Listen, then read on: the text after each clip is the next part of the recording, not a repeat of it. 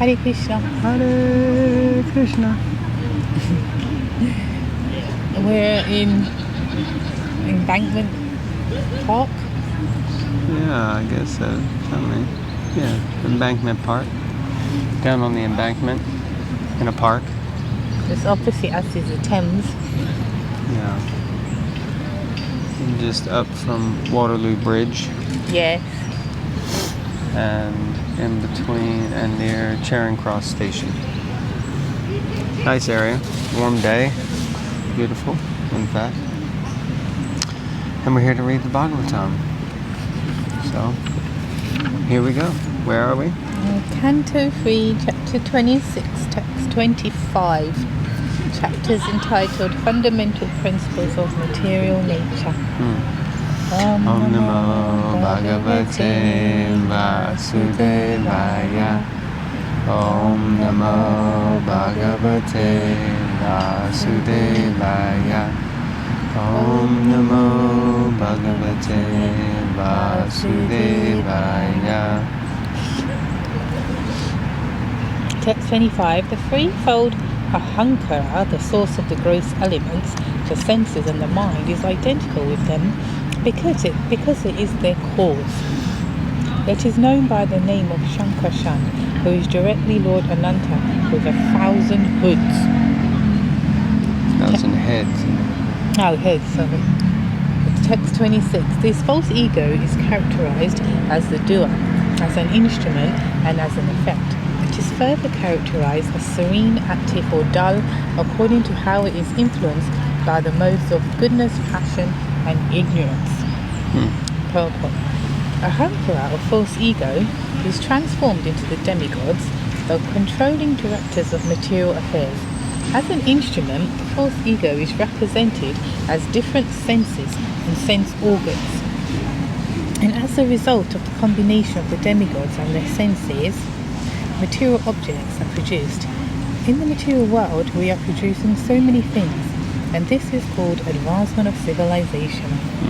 But actually, the advancement of civilization is a manifestation of the false ego. By false ego, all material things are produced as objects of enjoyment. One has to cease increasing artificial necessities in the form of material objects. One great acharya, Narottam Das Thakur, has lamented that when one deviates from pure consciousness of Vasudeva or Krishna consciousness, he becomes entangled in material activities. And the exact words he uses are Sat Sangha Chadi Kainu Asati Vilasa Te Karani Lagi Laye Karma Bandha Pansa. I have given up the pure status of consciousness because I wanted to enjoy in the temporary material manifestation. Therefore, I have been entangled in the network of actions and reactions. Nice point is saying factually the advancement of civilization is a manifestation of the false ego. Okay. What's your point? It's a nice point. It's true. Even if we look around, you just want to enjoy, and you want to enjoy, like if we look around here, according to the level of illusion that we're under. So when we're walking, there's a lot of bums around here, but they're happy. They're to an extent within that illusion, and they're you see them. They have dirty mattresses, and they have lots of things around them, and trolleys and stuff. And then you have the more working class, or I don't know if they're called yuppies. Around here they look like yuppies. But then they think they're enjoying on the same level, but it's just a bit, sorry my microphone fell, but it's just a bit what they might consider, I'm cleaner, I'm better, I've got more money, but you're still, in terms of where you live, what activities you do, what people you hang out with, what you do for fun, it's just perpetuating the myth of who you think you are. And you have to, what is the word, the word's completely gone, but I have to keep not embellishing the myth, but enhancing or word. But the point is, so we all have I'm thinking I'm something, someone, certain type, body, this, and then I would act in a certain way. But Prabhupada many times says here and in other of his purports that actually you're a spirit soul, and you should just act like a servant of God. Do the bare necessities, what you need. Not that yoga as in I don't do anything and Krishna provides it, but the motive being, I keep body and soul together, but my main activity is to be a servant of God. Less frustration, less anxiety, less hurt and sadness and whatnot, if we follow the pure ego. Pure ego means the soul.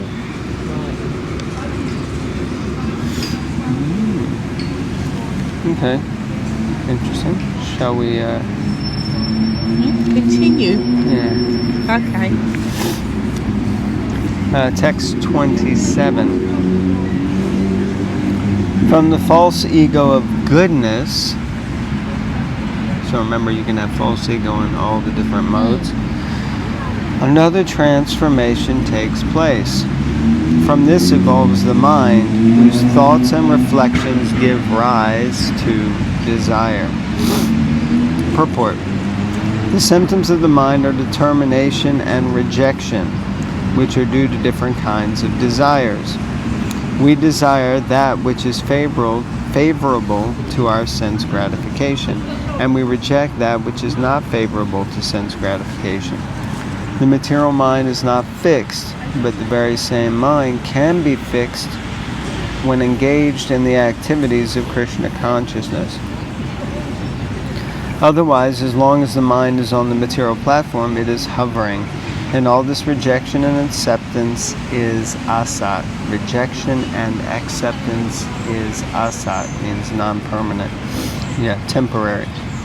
It is stated that he whose mind is not fixed in Krishna consciousness must hover between acceptance and rejection.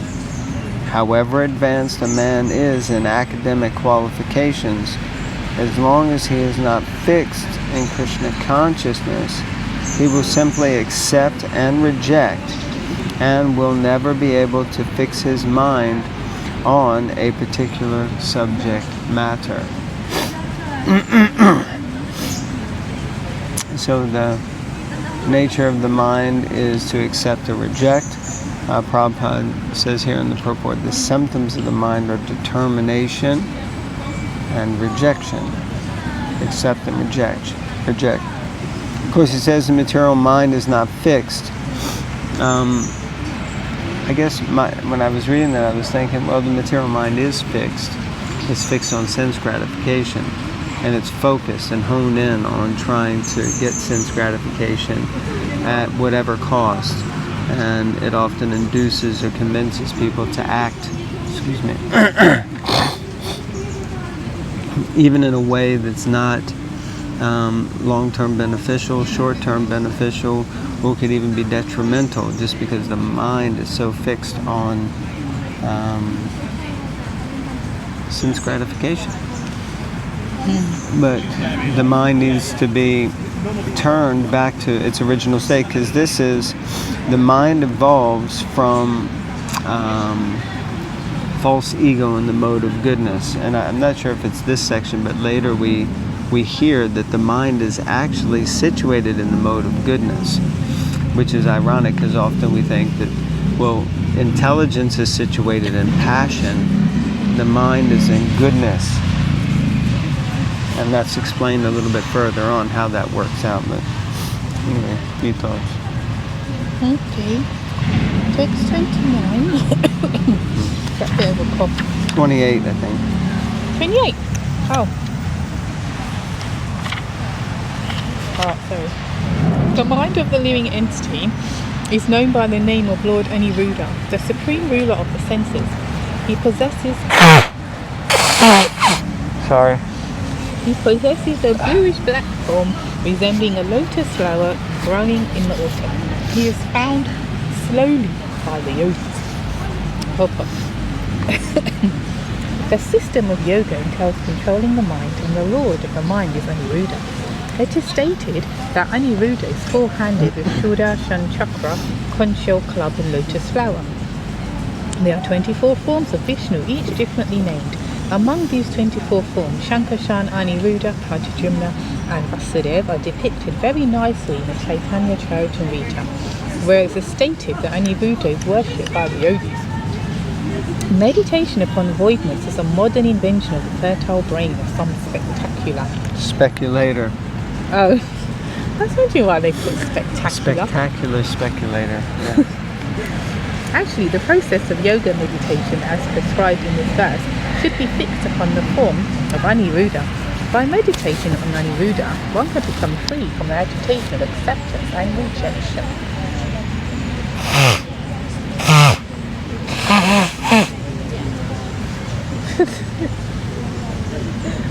When one's mind is fixed upon Aniruddha, one gradually becomes God realized. He approaches the pure status of Krishna consciousness, which is the ultimate goal of life. The sister says the first line of the purport, the system of yoga entails controlling the mind, and the lord of the mind is Aniruddha. So, yeah, this is a good test to see how we're progressing in Krishna consciousness to the extent that we can control the mind. I know I get tested like that all the time when someone says something, does something, and you sometimes you don't even know the facts, but you assume that's what they meant, or that's why they acted like that, or didn't act like that. You can ruin a whole day, you know, and then you can, some people, they like ruin other people's day as well, because they're so upset.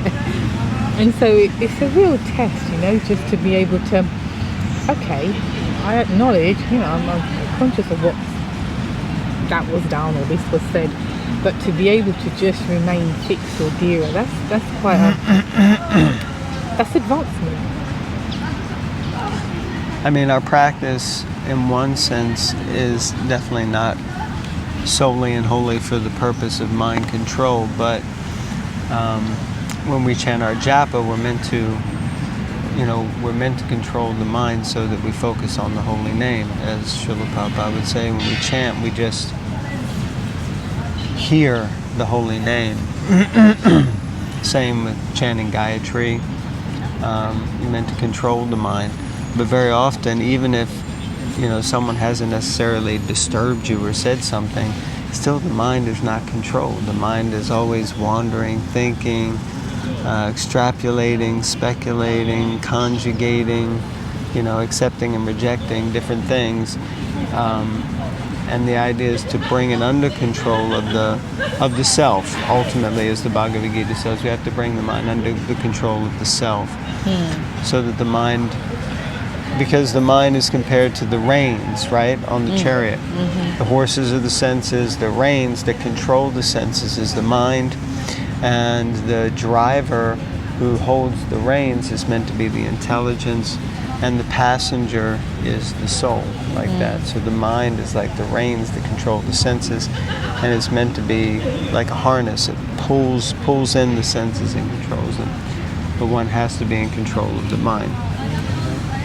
So the principle of Aniruddha is an interesting meditation. That Aniruddha, Aniruddha is an expansion of the Lord. One of the four Chaturvyuha, Aniruddha, Sankarshan, Aniruddha, Pradyumna, and Vasudeva. So he's one of the kind of first four primary expansions of the Lord.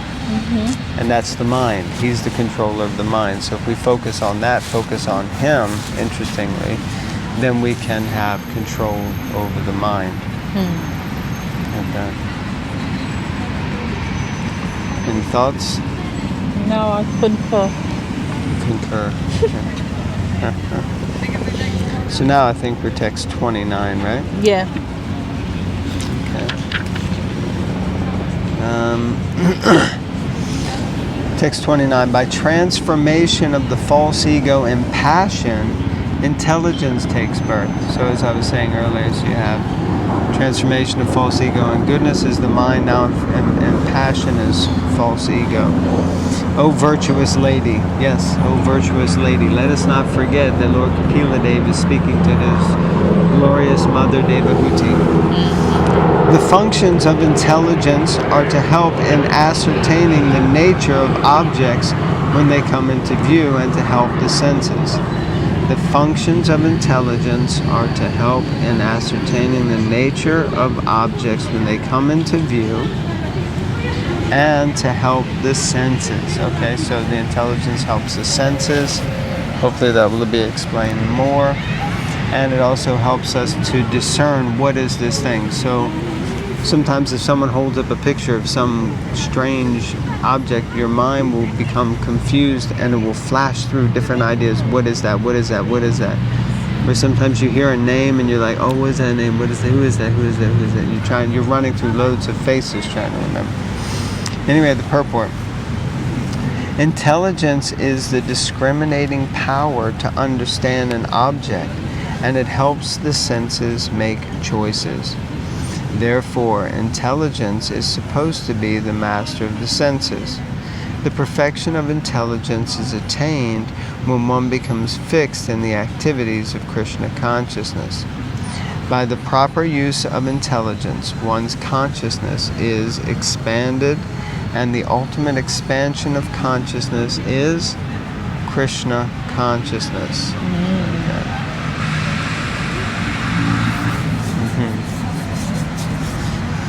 Yeah, so intelligence is the discriminating power, but we've got to have some intelligence in the first place. Well, I guess the real intelligence is understanding that we're eternal servants of Krishna and we should be engaged in his service. Yeah. So those who are trying to understand, reading and associating with devotees and that, they can discriminate better. Hopefully. Well, yes, one would hope. Yeah. Yeah, that's true. Takes 30. Definitely doesn't always work for me, that's for sure. No. Doubt, misapprehension, correct apprehension, memory, and sleep, as determined by their different functions, are said to be the distinct characteristics of intelligence. Doubt is one of the important functions of intelligence. Blind acceptance of something does not give evidence of intelligence. Therefore, the word samsaya is very important. In order to cultivate intelligence, one should be doubtful in the beginning. But doubting is not very favorable when information is received from the proper source.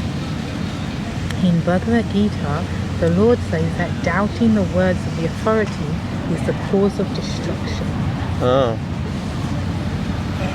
Interesting. Yeah, because it says doubting when information is received from the proper source, that's not good.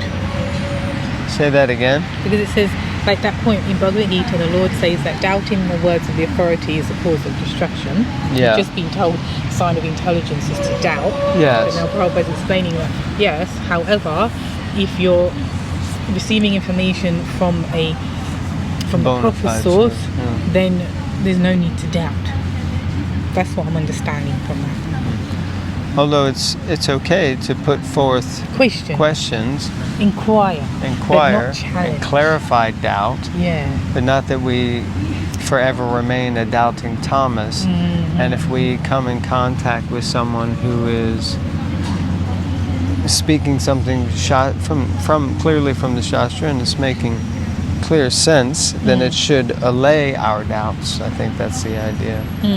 Because many times when I've given class in a temple or been in a class, it's not nice when some people are just waiting for the speaker to stop and they say any questions and they just want to challenge, and you think, so where's that coming from? You're not actually seeking to understand. You're actually, what we're reading here, you're displaying your level of false ego, and it's like on different degrees. I want to look funny, I want to look intelligent, I'm clearly more intelligent than you, I want to trip you up, whatever.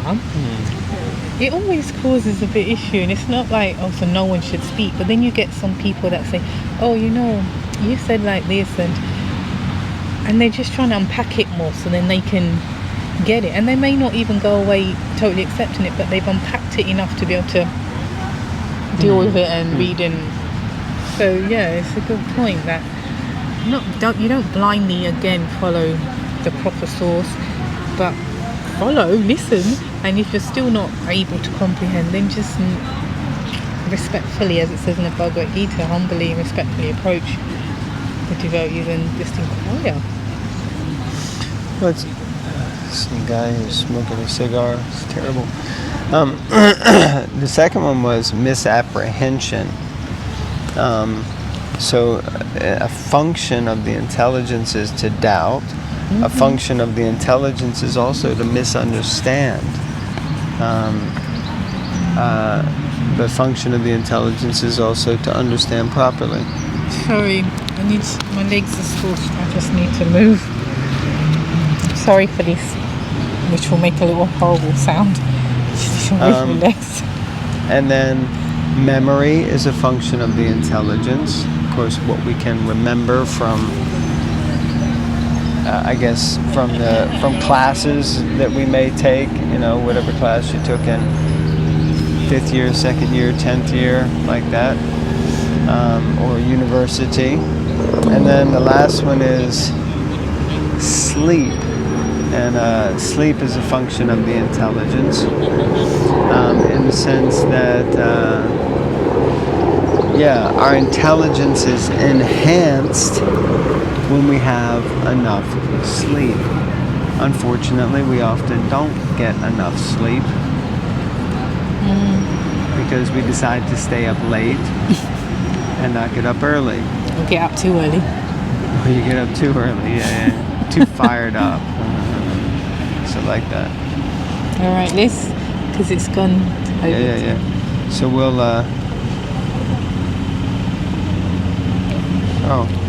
well, you didn't finish reading that purport. Yeah, you got these two left. I've got these two. Well, as in you, me. Okay, so we're going to go ahead and read that now? Yeah, let's just finish that so we don't start in the middle of a... Okay. As described in Patanjali Yoga System, Pramana Viparyaya Vikalpa Nidra Smrityaha. By intelligence only, one can understand things as they are. By intelligence only can one understand whether or not he is the body. The study to determine whether one's identity is spiritual or material begins in doubt. When one is able to analyze his actual position, the false identification with the body is detected. This is viparyasha.